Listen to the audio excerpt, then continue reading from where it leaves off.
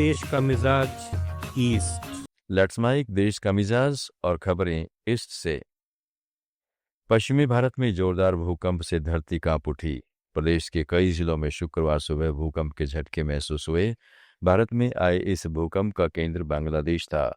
बांग्लादेश के धोराशाल में यह भूकंप आया।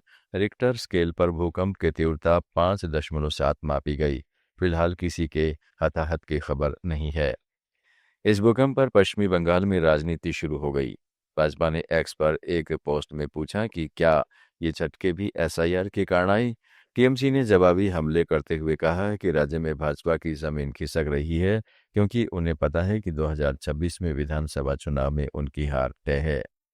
इस बीच भाजपा के वरिष्ठ नेता शुभेंदु अधिकारी ने मुख्य चुनाव आयुक्त ज्ञानेश कुमार को पत्र लिखकर प्रदेश की मुख्यमंत्री ममता बनर्जी पर चुनाव आयोग को कमजोर करने और पार्टी द्वारा सालों से पाले गए अवैध वोट बैंक को बचाने की कोशिश का आरोप लगाया है।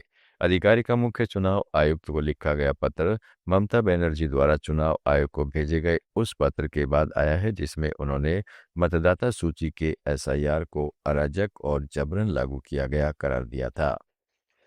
प्रवर्तन निदेशालय ईडी धन शोधन के एक मामले में अवैध कोयला खनन के खिलाफ झारखंड और पश्चिमी बंगाल में 40 से अधिक स्थानों पर तलाशी अभियान चलाया है। तलाशी अभियान आज सुबह शुरू हुआ।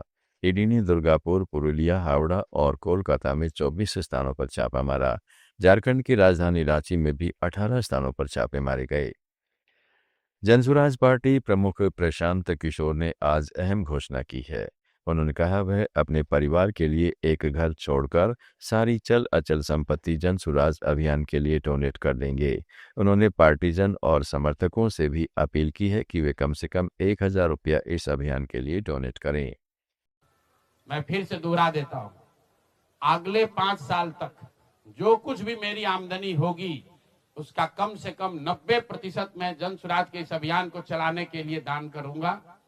और दूसरा, अगले पिछले 20 वर्ष में जो कुछ भी मैंने कमाया है, मेरी जो चल अचल संपत्ति है, उसमें एक अपने परिवार के लिए घर को छोड़कर बाकी सब कुछ जरूरत के मुताबिक जनसुराज को डोनेट कर दिया जाएगा।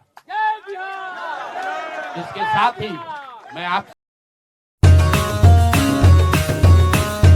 लेट्स माइक देश का मिजाज ईस्ट।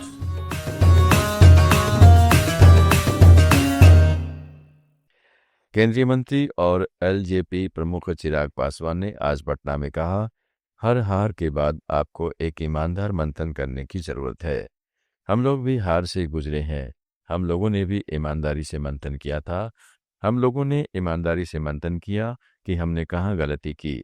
लेकिन आज इतने दिन हो गए हैं पर विपक्षी नेताओं ने अभी तक मंथन नहीं किया। ये लोग अभी तक वोट चोरी और एसआईआर पर ठीकरा फोड़ रहे हैं।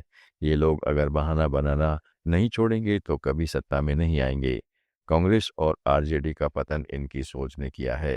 तो इस बार जो वोट कैंसिल किए गए हैं, अगर उनको कैंसिल नहीं किया जाता तो वहाँ के विधायक बदले होते, आरजेडी के विधायक जीत जाते। वहाँ आरजेडी और कांग्रेस जिंदगी भर कभी पलट के ये लोग सत्ता में नहीं आएंगे अगर ये लोग बहाने बनाना नहीं छोड़ेंगे।